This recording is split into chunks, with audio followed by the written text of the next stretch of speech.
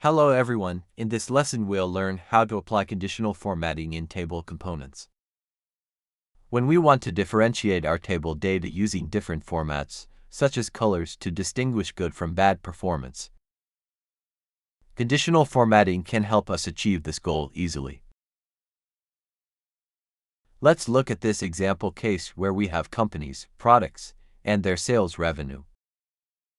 We want revenue above 110,000 to be represented in green, indicating excellent performance. Revenue between 90,000 and 110,000 represents medium performance, while below 90,000 indicates poor performance. Let's see how to do this using a table component. We can delete this and insert a new table component. Now, in the rows section, we'll select our company and product category dimensions.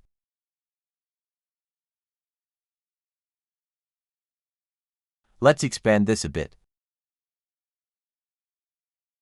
Here we can select this column and right-click. We can see there's an Add Threshold option. Let's click on it. Now let's delete the previous settings. We can see here that we can select our ranges and specify the color, value range, and description for each range. For example, let's create 3 ranges. First, for values greater than or equal to 110,000.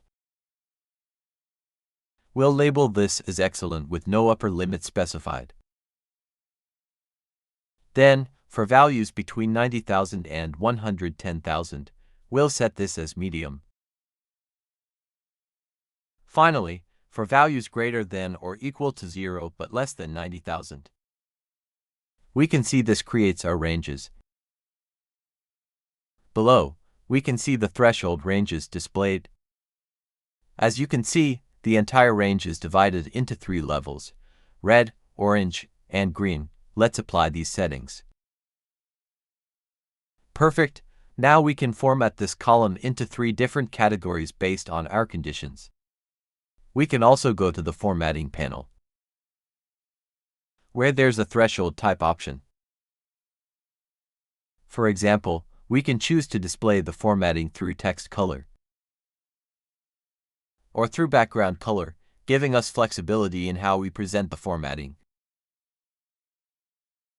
That's what we've covered today: how to apply conditional formatting in table components. Thanks for watching.